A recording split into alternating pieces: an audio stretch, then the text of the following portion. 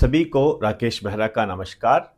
राकेश मेहरा जी की क्लासेस की तरफ से मैं आप सभी युवाओं का हार्दिक स्वागत करता हूं। दोस्तों, चतुर्थ श्रेणी कर्मचारी भर्ती परीक्षा काफ़ी समय से चर्चा में है और अब इसके रिजल्ट के आने की तैयारी हो रही है। कह रहे हैं कि जनवरी के मिड में या जनवरी के फर्स्ट वीक में यह रिजल्ट आ सकता है।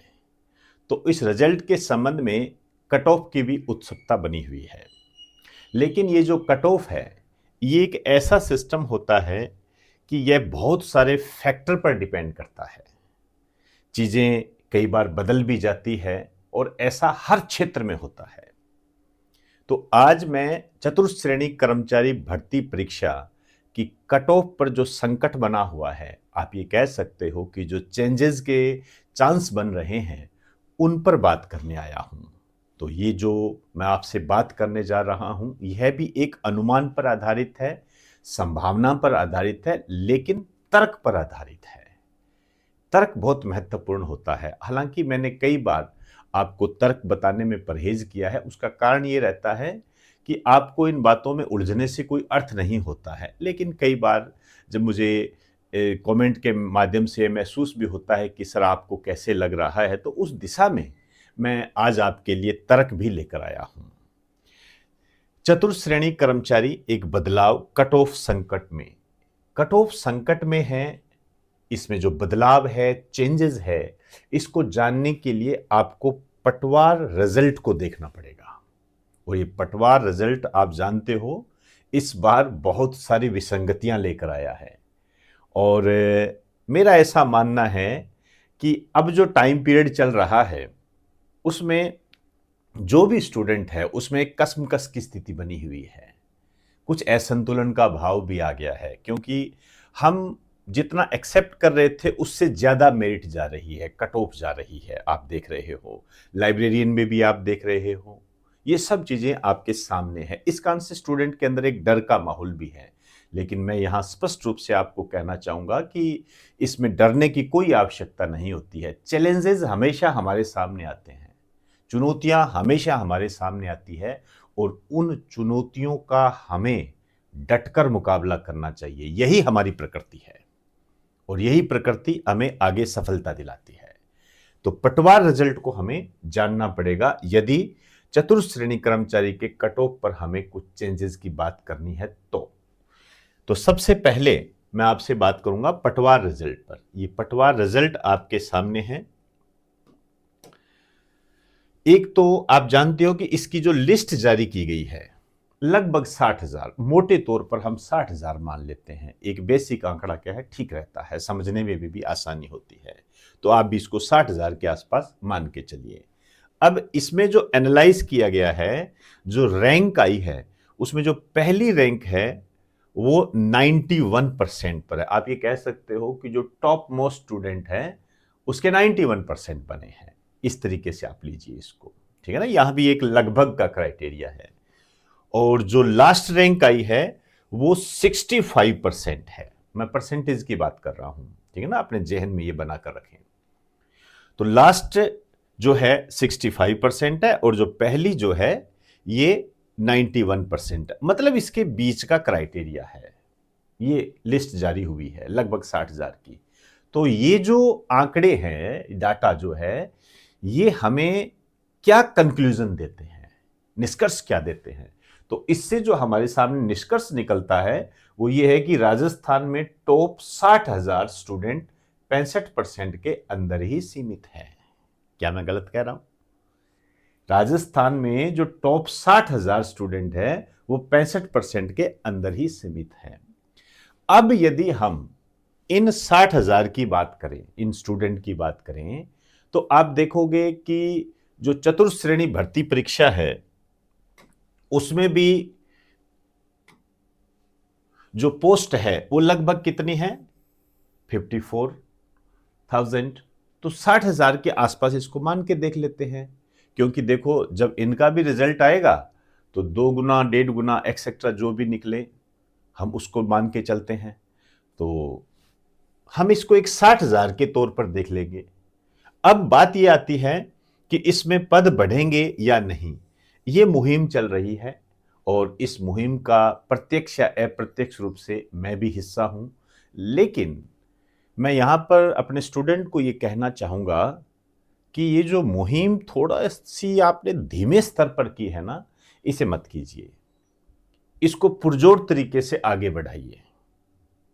मैं जानता हूँ कि कई स्थितियाँ ऐसी आती हैं जहाँ हमें इंतज़ार भी करना होता है, लेकिन डायरेक्ट या इनडायरेक्ट रूप से इसे आप अग्नि देते रहें, ताप देते रहें इसे, क्योंकि ये बहुत ज़रूरी है।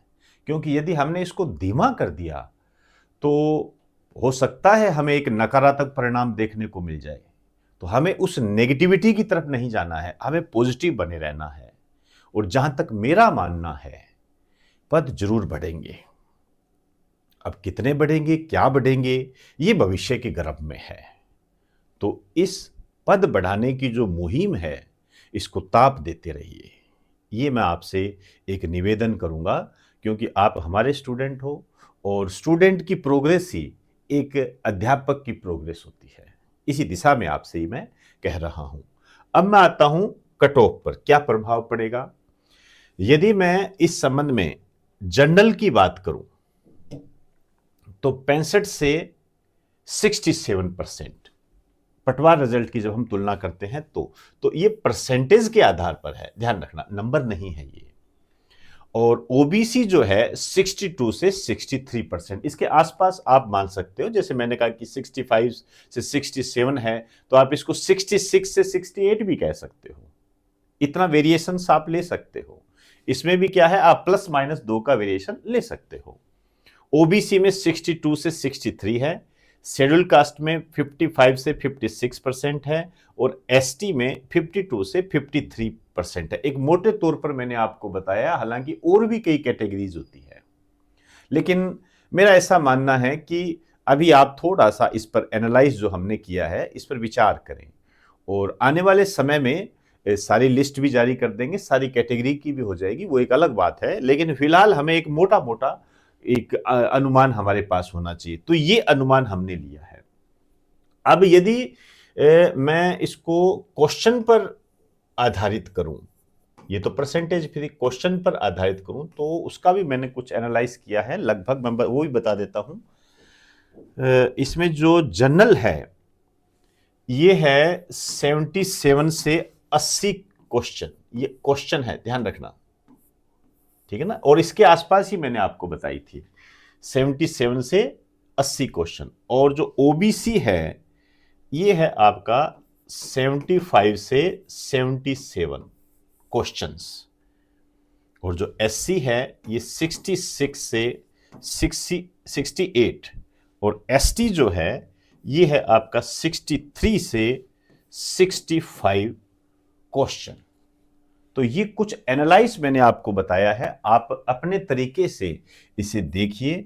और अन्य जो कैटेगरी है, जो भी है, चाहे महिला वर्ग है, आप अपने हिसाब से इसमें कुछ कमी करके, जैसे महिलाओं के संबंध में यदि आप कमी करें तो -3 की कमी कर सकते हो, चाहे वो परसेंटेज हो, चाहे वो अंक हो आपके, उस हिसाब से आप कर सकते हो। लेकिन यदि आप थोड़ा सा जल्दबाजी करने के मूड में नहीं हो तो थोड़ा सा इंतजार कर लीजिए, मैं ही ये सब कुछ आपके लिए ले आऊंगा। लेकिन इससे आपको एक अंदाजा हो जाएगा कि किस तरीके से कट ऑफ जा सकती है। तो ये कुछ एनालाइज है जो मैंने आपको बताया है। आप किसी भी डर के माहौल में ना रहिए, अपने आप को मोटिवेट रखिए और मान के चलना कि हम जब मेहनत करते हैं तो कहीं ना कहीं हमें सफलता जरूर मिलती है, चाहे उसका रूप ही अलग क्यों ना हो। आप बिल्कुल निराश मत होइए और एक डर के माहौल में मत रहिए, बाहर निकलिए और जो भी रिजल्ट आएगा आपके सामने होगा। वर्तमान में जो भी वैकेंसीज निकल रही है, जैसे हाई कोर्ट में भी चतुर्थ श्रेणी कर्मचारी की निकल रही है, इसके अलावा रीट के भी कई कैंडिडेट हैं और भी बहुत सारे ऐसे एग्जाम है जो आने वाले हैं, उनकी आप तैयारी कीजिए। और मैं तो यहाँ तक कहूँगा कि राजस्थान की जो सबसे बड़ी सर्विस होती है, राजस्थान प्रशासनिक सेवा, आरएएस जो होती है, उस पर भी आपकी निगाह होनी चाहिए।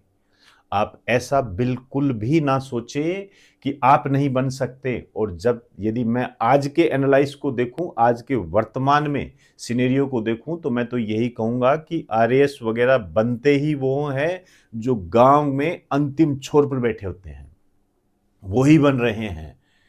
यहाँ पर जो चकाचौंध के अंदर है वो तो एक अंधाधुंध में ऐसे फिसले पड़े हैं, कुछ यूट्यूब के माध्यम से इस तरीके से वो बिगड़ गए हैं कि उनकी स्थिति समझ से ही बाहर है। लेकिन गांव के अंतिम छोर पर जो बैठा होता है, आप मान के चलना, उसको एक छोटी सी गाइडलाइन ही आरएएस के महत्वपूर्ण पद पर पहुंचा देती है। तो आप इन स्थितियों को संभल कर चलें और अच्छे तरीके से अपने आप को अपने लक्ष्य के प्रति अग्रसर करें। मैं ईश्वर से ये दुआ करता हूं कि वो आपके लक्ष्य को प्राप्त करने में आपको मजबूती दे, पावर दे, स्ट्रेंथ दे और आपको मोटिवेट रखे। आप जरूर नौकरी लगोगे। अपने आप पर ये विश्वास रखें और मुझे पूरा विश्वास है कि आप यदि ईमानदारी से मेहनत करते हो तो आप जरूर जॉब को प्राप्त करोगे। अंडरलाइन करें मेरी इस बात को, जरूर जॉब को प्राप्त करोगे। बस अपने आप में हिम्मत रखिए, निराशा का भाव नहीं आने देना है, बिल्कुल भी नहीं आने देना है। तो आप सबसे इजाजत चाहूंगा। आप सभी को नमस्कार और आप सभी को उज्जवल भविष्य के लिए बेस्ट ऑफ लक।